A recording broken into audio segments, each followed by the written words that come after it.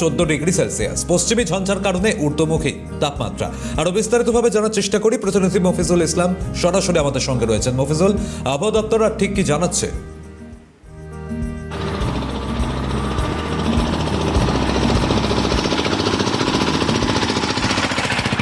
দেখা সৌম্যজিৎ, হঠাৎ করে তাপমাত্রা বৃদ্ধির মূল কারণ হিসাবে আবহাওয়াবিদরা যেটা জানাচ্ছেন যে দুটি পশ্চিমী ঝঞ্ঝা রয়েছে, যে কারণে উত্তরে হাওয়া বিগত দিনে যেভাবে অবাধে রাজ্যে প্রবেশ করছিল সেক্ষেত্রে বাধাপ্রাপ্ত হচ্ছে।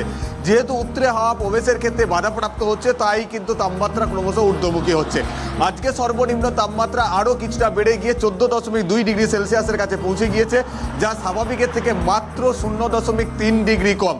এবং সর্বোচ্চ তাপমাত্রা যেটা থাকবে বলা হচ্ছে প্রায় 25° কাছাকাছি, যা স্বাভাবিকের সমান। ফলে এই পরিস্থিতি কিন্তু আরও বেশ কয়েকদিন বজায় থাকবে। আগামী শুক্রবার রয়েছে সরস্বতী পুজোর দিন আরও তাপমাত্রা বাড়বে, এমনটাও কিন্তু বলা হচ্ছে। আপাততভাবে তাপমাত্রার পারদ যেভাবে ঊর্ধ্বমুখী হচ্ছে, তা আগামী কয়েকদিন ধরে এই একই রকম পরিস্থিতি বজায় থাকবে বলে আবহাওয়াবিদরা জানাচ্ছেন। এবং সকালের দিকে কিন্তু কুয়াশার দাপট ছিল দক্ষিণবঙ্গের একাধিক জেলাতে। কলকাতাতে একটা ধোঁয়াশাপূর্ণ আবহাওয়া ছিল সকালের দিকে, কিন্তু বেলা বাড়ার সঙ্গে সঙ্গে সূর্যের দাপট বাড়বে এবং সেক্ষেত্রে আকাশ থাকবে পরিষ্কার।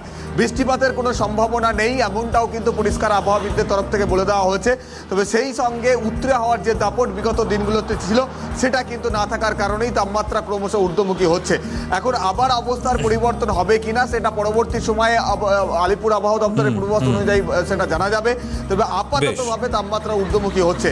তাপমাত্রা ঊর্ধ্বমুখী থাকলে শীতের যে বিদায় বেলার ঘন্টা বেজেছে, এমনটাও কিন্তু আবহাওয়াবিদরা জানাচ্ছেন না। হয়তো আবার এই পরিস্থিতির কেটে গেলে, আবার যদি পশ্চিমী ঝঞ্ঝা কেটে যায়, উত্তরে হাওয়া প্রবেশের ক্ষেত্রে বাধা যদি না থাকে, তখন কিন্তু আবার বোঝা যাচ্ছে। মফিজুল, আপাতত ধন্যবাদ জানাচ্ছি তোমাকে।